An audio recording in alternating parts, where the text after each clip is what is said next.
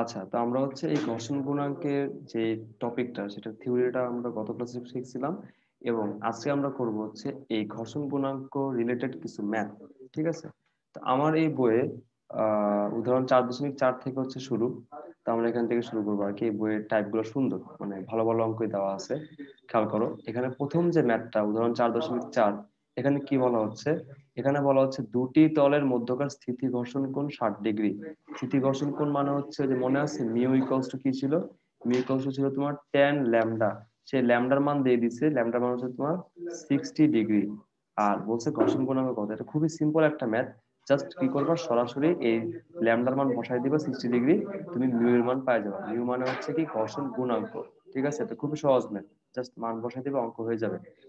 এবার দেখো পরের যে ম্যাথটা বলছে, 70 কেজি ভরের বাক্সকে 500 নিউটন আণবিক বলে মেঝের উপর দিয়ে টানা হচ্ছে। বাক্সটি যখন চলে তখন বাক্স ও মেঝের মধ্যবর্তী ঘর্ষণ সহগ হচ্ছে 0.50। বাক্সের ত্বরণ কত বের করো। আচ্ছা, খেয়াল করো, এখানে কিন্তু কোনো আন্তঃতল টান্ততল নাই। এটা হচ্ছে জাস্ট সরাসরি একটা এরকম ভূমির সমান্তরালে, মানে আনুভূমিক তল দিয়ে একটা বাক্সকে তুমি টেনে নিয়ে যাচ্ছ। ঠিক আছে? এই দেখো বলছে আনুভূমিক বল। আনুভূমিক বল মানে হচ্ছে ভূমির সাথে সমান্তরালে একটা বল তুমি প্রয়োগ করতেছো। ধরো তুমি ডান দিকে হচ্ছে এটাকে 500 নিউটন বলে টানতেছো, এবং এই যে বস্তুটা সেটার ভর হচ্ছে তোমার 70 কেজি। আচ্ছা, এর বলছে যে বাক্সটি যখন চলে তখন বাক্স ও মেঝের মধ্যবর্তী ঘর্ষণ সহগ হচ্ছে 0.50। ঘর্ষণ সহগ মানে কার মান? ঘর্ষণ সহগ মানে হচ্ছে মিউ এর মান।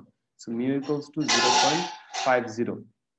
এবং বলছে বাক্সের ত্বরণটা বের করতে। এখন দেখো, মেইনলি আমরা কি জানি বলতো? আমরা ক্লাস 9-10 করতাম যে এরকম summation of F equals to M A. এখানে যে এ সেটা হচ্ছে আমাদের ত্বরণ।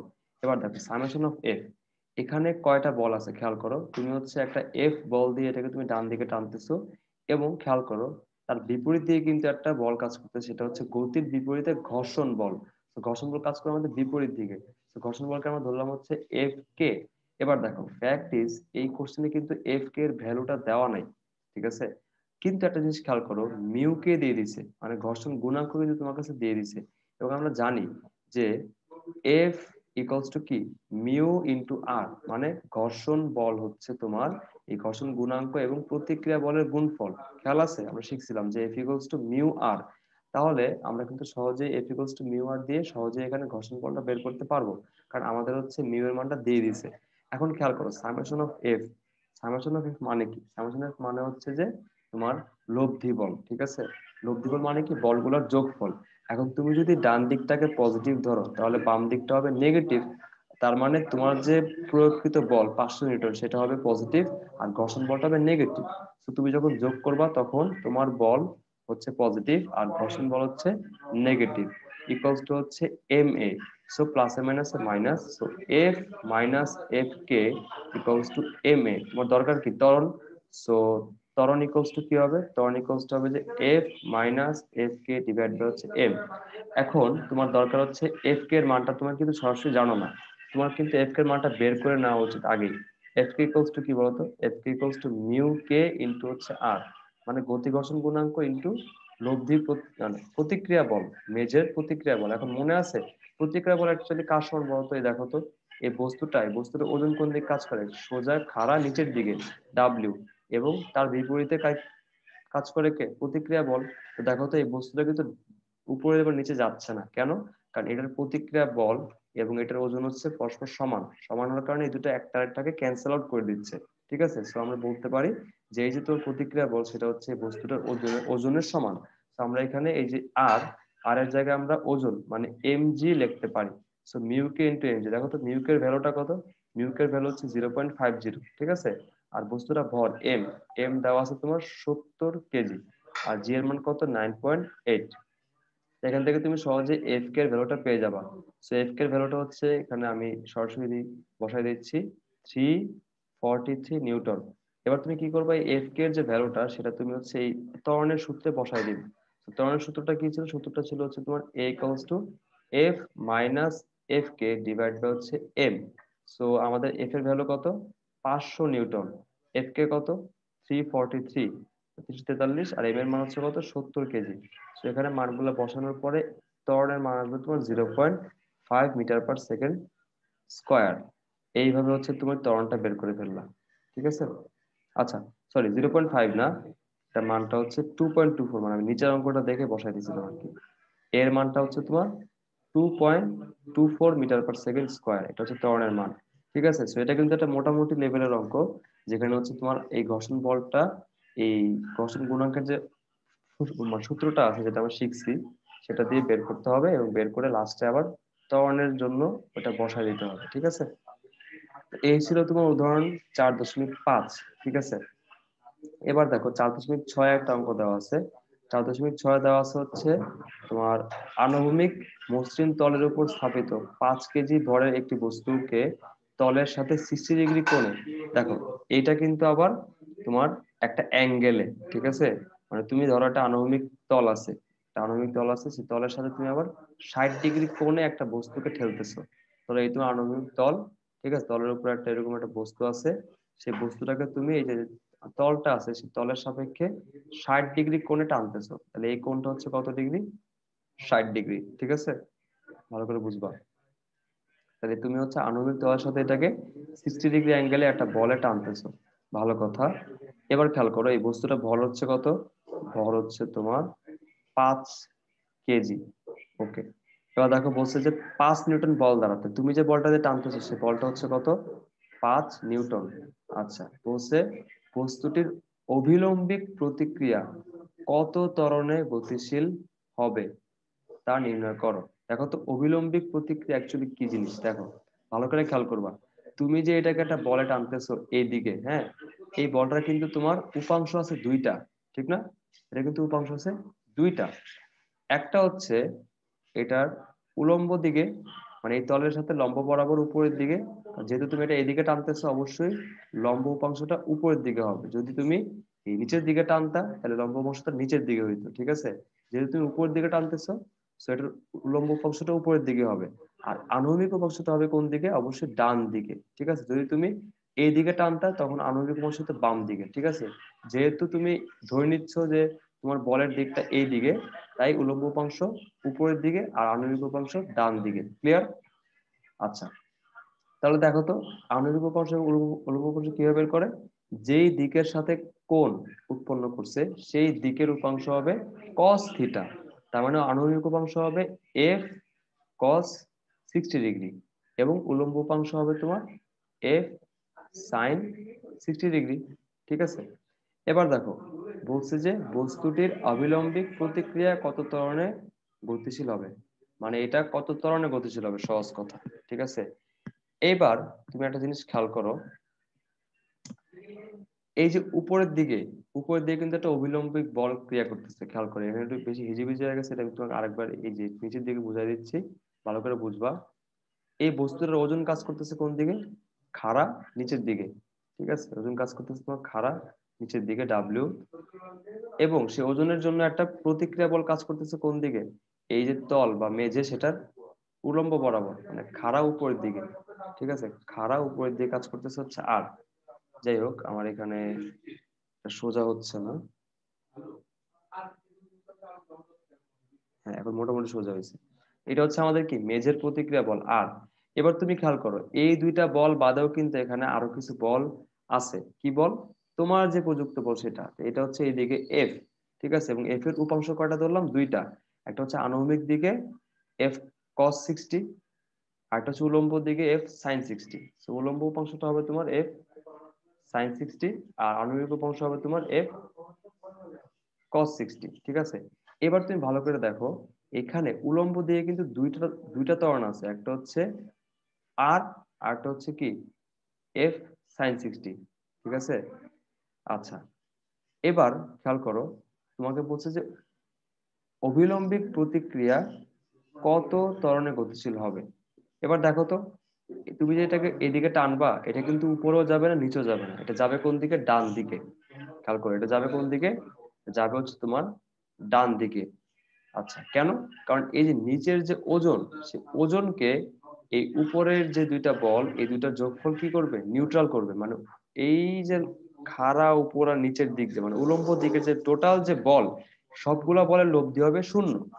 তার মানে কি, উপরের যে প্রতিক্রিয়া বল আর আছে এবং তার সাথে যে তোমার এফ সাইন 60 ডিগ্রি আছে, এই দুইটার যোগফল হবে কার সমান? ডাব্লিউ, মানে আমাদের ওজনের সমান। ঠিক আছে, এখান থেকে কিন্তু আমরা সহজে প্রতিক্রিয়া বলটা বের করতে পারি, মানে আর। আর ইকুয়ালস টু কি হবে? mg minus F sine 60 degree. এখানে মানগুলো বসা দেওয়ার পরে প্রতিক্রিয়া বলের মান আসে কত? 44.67 নিউটন। ঠিক আছে, এবার দেখো এখানে কিন্তু কোথাও কোথাও কিন্তু এই তলের ঘর্ষণের কথা বলা হয় নাই। যেহেতু এখানে কোনো ঘর্ষণের কথা বলা হয় নাই, তাহলে এখানে ঘর্ষণ বলটা কত হবে? ঘর্ষণ বলটা হবে 0। ঠিক আছে, তো দেখো তো, তার মানে যদি এখানে এই উপরের যে দুইটা বল আর নিচের এই যে ওজন, এগুলো যদি সব নিউট্রাল হয়ে যায়, মানে সবগুলোর লব্ধি যদি 0 হয়, তাহলে এখানে বল থাকেই কয়টা? বল থাকে এখন আমাদের একটা, সেটা হচ্ছে আনুভূমিক দিকের যেই উপাংশটা, মানে এফ কস 60। এবং এইটার জন্য কিন্তু এই বস্তুটা এইদিকে একটা ত্বরণ প্রাপ্ত হবে। ধরে নিচ্ছি ত্বরণটা হচ্ছে এ, তাহলে লব্ধি বলটা কি? এফ ইকুয়ালস টু এম এ। তাহলে এই লব্ধি বলটা অ্যাকচুয়ালি কি বলতো? শুধুমাত্র এফ কস 60 সমান, কারণ বাকিগুলো তো কি হচ্ছে? নিউট্রাল হয়ে যাচ্ছে। সো এখানে তুমি কি করবা? সহজেই এম এর মানটা বসায়, এফ এর মানটা বসায় ত্বরণটা বের করতে পারবা। ঠিক আছে, ক্লিয়ার? এতটুকু বুঝছো তোমরা? কারণ এতক্ষণ টানা পড়াইছি হ্যাঁ তো। আচ্ছা, গুড গুড, হ্যাঁ হ্যাঁ হ্যাঁ। সাবাস। এই না হইলে আমার স্টুডেন্টস। আচ্ছা, তাহলে এবার দেখো নেক্সট, মানে আমাদের বইয়ের লাস্ট ম্যাথটা। এটা একটু ইম্পর্টেন্ট, মানে এই টাইপের কোশ্চেন গুলোই পরীক্ষা আসে। আমি একটু জুম আউট করে দিচ্ছি, কারণ আমি তো সলভ করাবো, এটার দিকে তাকানোর মতো দরকার নাই। মেইনলি আমার সলিউশনটাই মেইন। আচ্ছা, তো এটা আমি ছোট করে নিলাম। এবার দেখো, বলছে আনুভূমিক রেখার সাথে 30 ডিগ্রি কোণে আনত একটি তল। দেখো এতক্ষণ যে অঙ্কগুলো ছিল, এই অঙ্কগুলো কিন্তু একবারও বলে না যে আনত তল, বলছে যে আনুভূমিক একটা তল। এই জন্য আমরা কি করছি? একটা এভাবে আনুভূমিক একটা তল কল্পনা করছি। ঠিক আছে, কিন্তু এখন বলছে কি আনুভূমিক রেখার সাথে 30 ডিগ্রি কোণে আনত একটি তল। তার মানে আনুভূমিকের সাথে এরকম একটা 30 ডিগ্রি কোণে আনত একটা তল, মানে এরকম হেলানো একটা তল আছে। এবং সেই তল বরাবর তুমি কি করছো? একটা 50 কেজির বাক্স রাখছো। এবং এই যে কাঠ এবং আনত তল, এদের মধ্যে একটা ঘর্ষণ গুণাঙ্কের মান আছে। তোমাকে বলছে যে এই ব্লকের উপর লব্ধি বল নির্ণয় করো। আর তুমি কিন্তু কোনো এক্সটার্নাল ফোর্স দিচ্ছ না, মানে বাহ্যিক কোনো বল প্রয়োগ করতেছো না। তো বাহ্যিক কোনো বল প্রয়োগ ছাড়াই এই ব্লকটার উপর একটা লব্ধি বল ক্রিয়া করবে, সেই লব্ধি বলটা তোমাকে নির্ণয় করতে হবে। ঠিক আছে, ভালো করে খেয়াল করবা এখানে কাহিনীটা কি হচ্ছে। ঠিক আছে, দেখো ব্লকটা যেহেতু আনত, তা অবশ্যই এটা ভূমি থেকে একটা উপরে আছে, বা যেখানেই থাকুক না কেন এটা একটা ওজন কাজ করবে, এবং সেটা হচ্ছে খাড়া নিচের দিকে। তো অবশ্যই ব্লকটার ওজন কোন দিকে কাজ করবে? এই আনুভূমিকের সাথে খাড়া নিচের দিকে লম্ব বরাবর। তাহলে এটা হচ্ছে তোমার কি? ওজন বা ডাব্লিউ। ঠিক আছে, তো এই হচ্ছে আমাদের ওজন বা W. So W equals to mg। এবার দেখো তো, এই যে ওজনটা, ওজনটা কিন্তু উপাংশ আছে দুইটা। কার সাপেক্ষে উপাংশ? এই যে তোমার আনত তল, এই আনত তলের সাপেক্ষে হচ্ছে উপাংশ আছে দুইটা। ঠিক আছে, একটা হচ্ছে দেখো যেহেতু নিচের দিকে, তার মানে একটা হচ্ছে এই তল বরাবর নিচের দিকে উপাংশ, আর একটা হচ্ছে তল বরাবর আনুভূমিক, মানে এই তলের সাপেক্ষে আনুভূমিক আর কি, তলের দিকে নিচের দিকে আর কি। আর একটা হচ্ছে তলের সাথে লম্ব বরাবর নিচের দিকে। তো ওজনের উপাংশ দুইটা। এবার খেয়াল করো, তোমার বলছে 30 ডিগ্রি কোণে আনত, তার মানে এই কোণটা কত দেওয়া ছিল? 30 ডিগ্রি। তো দেখো তো, মনে আছে আমরা একটা গত ক্লাসে পড়ছিলাম যে এই, হ্যালো শুনতেছো তোমরা? হ্যাঁ হ্যাঁ। হয়। ওকে, তো কানেকশনের জন্য এটা হঠাৎ করে চলে গেছিল, তো আমরা আবার স্টার্ট করতেছি, প্যারা নাই। দেখো, আমরা যেখানে ছিলাম, এই যে ওজন, এটার উপাংশ আছে দুইটা। একটা হচ্ছে আমাদের এই যে আনত তল, সে আনত তলের সাপেক্ষে উলম্ব নিচের দিকে, কারণ যেহেতু ওজনটা নিচের দিকে, সে উলম্ব উপাংশটা অবশ্যই কোন দিকে হবে? নিচের দিকে হবে। আর যেহেতু এই তলের সাপেক্ষে, তলের আনুভূমিক কোনটা? তলের আনুভূমিক হচ্ছে হয় ডান দিকে অথবা বাম দিকে। তো যেহেতু ওজনটা নিচের দিকে কাজ করতেছে, সে অবশ্যই এটা আণবিক অংশ কাজ করবে কোন দিকে? তল বরাবর, এভাবে নিচের দিকে। ঠিক আছে, So আমরা কিন্তু গত ক্লাসে প্রমাণ করছিলাম যে তোমার এই কোণটা যদি 30 ডিগ্রি হয়, তাহলে জ্যামিতিক ভাবে এই উপরের যে কোণটা আছে, এই উপরের এই কোণটা কত ডিগ্রি হবে? 30 ডিগ্রি হবে। তাহলে দেখো তো, যেহেতু উলম্ব অংশের সাথে, ঠিক আছে, কোণটা হচ্ছে 30 ডিগ্রি, উলম্ব যে উপাংশটা সেটা হবে mg cos 30, আর আণবিক উপাংশটা হবে sin 30। সো অনেকে কিন্তু এটা ভুল জানে, ঠিক না? যে আণবিক মানে cos আর উলম্ব মানে sin, এটা ভুল। যেই দিকের সাথে থিটা তুমি নিবা, সেই দিকের উপাংশ হবে cos, আর বাকি দিকের উপাংশ হবে কি? সাইন। ঠিক আছে, সো আলটিমেটলি কি থাকলো? আলটিমেটলি হচ্ছে এরকম, এই যে বক্স, এই বক্সের ওয়েট কাজ করতেছে খাড়া নিচ বরাবর, ডাব্লিউ মানে হচ্ছে এম জি, এবং এই কোণটা হচ্ছে কত, 30 ডিগ্রি। এবং আমরা হচ্ছে এই যে যে আনত তলটা, সে আনত তলের সাপেক্ষে লম্ব বরাবর নিচের দিকে একটা উপাংশ নিছি, আর তল বরাবর নিচের দিকে আরেকটা উপাংশ নিছি, সেটা হচ্ছে কি এই তলের সাপেক্ষে আনুভূমিক, আর এটা হচ্ছে তলের সাপেক্ষে উলম্ব। সো আমরা এর আগের ক্লাসে দেখছিলাম যে এটা যদি থেটা হয়, তো এটাও কি থেটা হবে, মানে এই কোণটা আর এই কোণটা সমান হবে। So, যেহেতু এই কোণটা 30 ডিগ্রি, তাহলে এই কোণটা কত হবে, 30 ডিগ্রি হবে।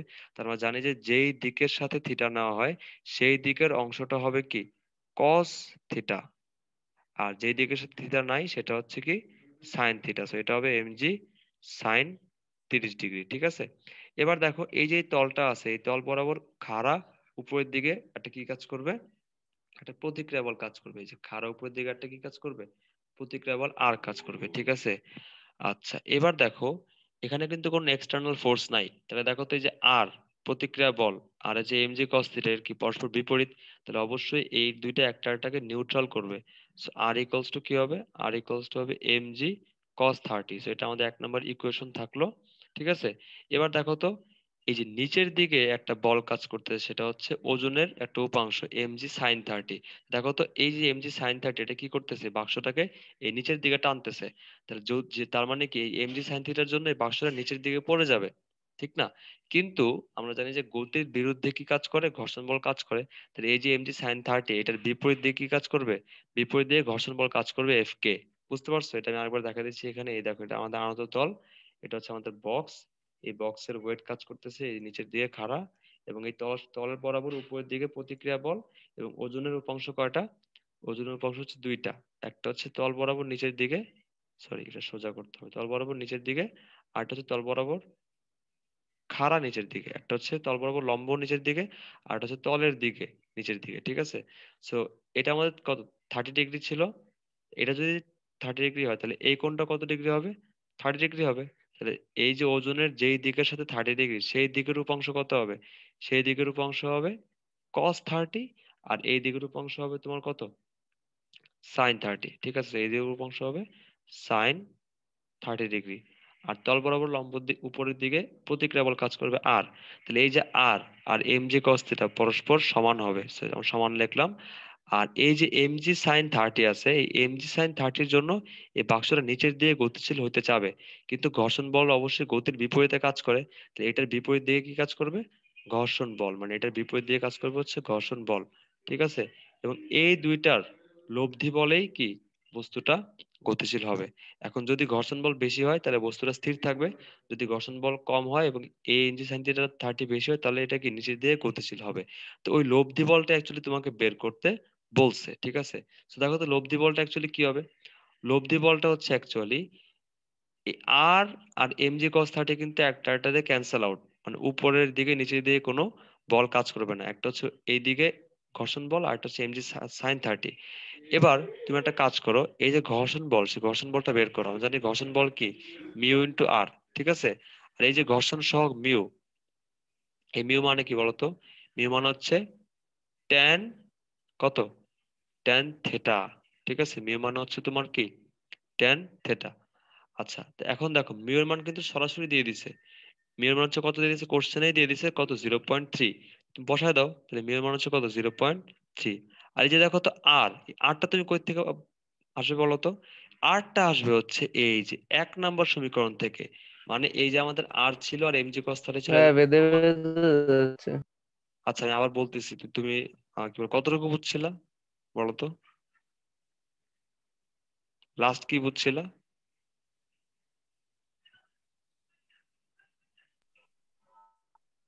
হ্যালো বললাম লাস্ট কি বুঝছে, আমি আরেকবার বলতেছি, সমস্যা নেই।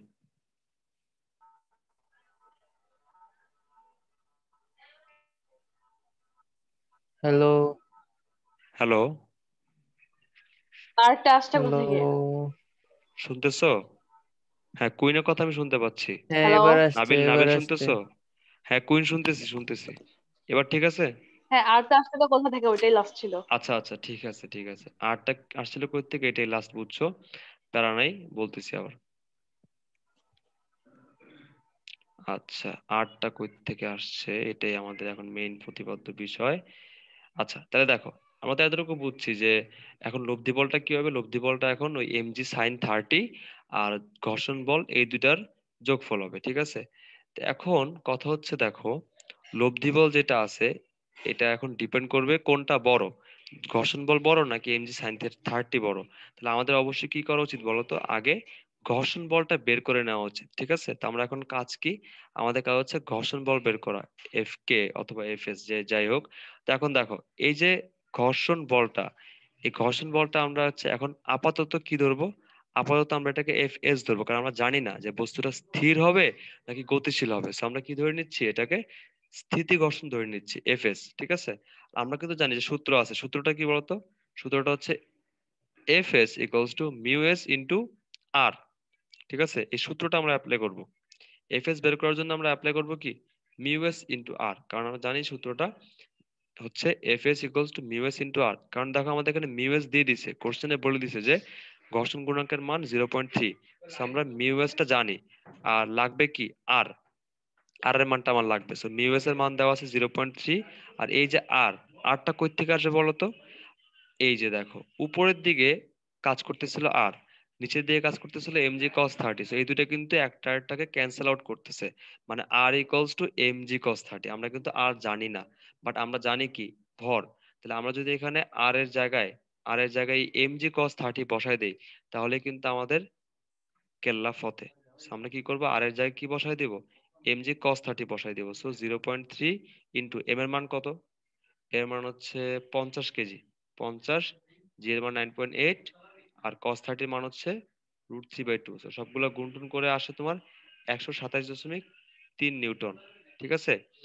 আর তোমার ডাব্লিউ সাইন থিটা কত আসে, ডাব্লিউ সাইন থিটা মানে mg sin 30 আসতেছে তোমার 245। তাহলে বলতো কোনটা বেশি, এই নিচের দিকের বলটা মানে ওজনের উপাংশটা বেশি, ঘর্ষণ বল কম, তাহলে বস্তুটা কি গতিশীল হবে। কোন দিক গতিশীল হবে বলতো, অবশ্যই নিচের দিকে, কারণ যেহেতু mg sin 30 বেশি, তাহলে এটা নিচের দিকে একটা লব্ধি বলে গতিশীল হবে। সো যেহেতু তোমার এই যে mg sin 30 ডিগ্রি মানে এই উপাংশটা যেহেতু বেশি, তার মানে হচ্ছে এই নিচের দিকের উপাংশটা বেশি।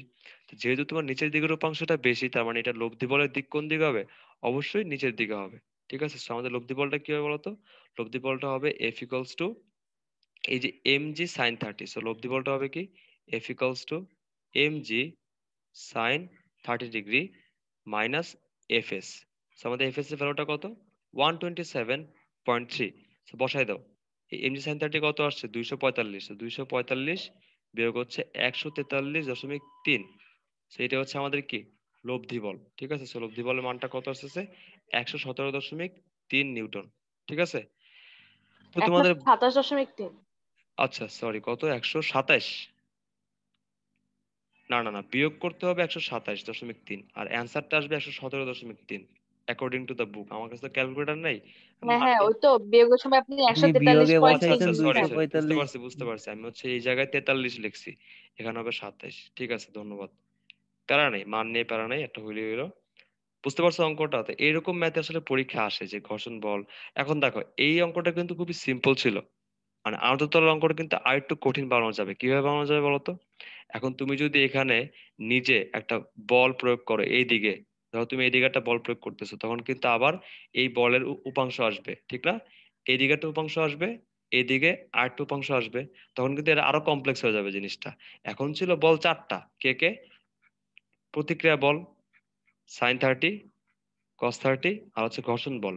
তুমি যদি আবার একটা এক্সটার্নাল ফোর্স দাও, তখন তোমার ফোর্সের কি একটা কাজ করবে উলম্ব উপাংশ, আর একটা কাজ করবে হচ্ছে তোমার আণবিক উপাংশ, তখন আবার এইগুলো যোগ বিয়োগ হবে, ঠিক আছে।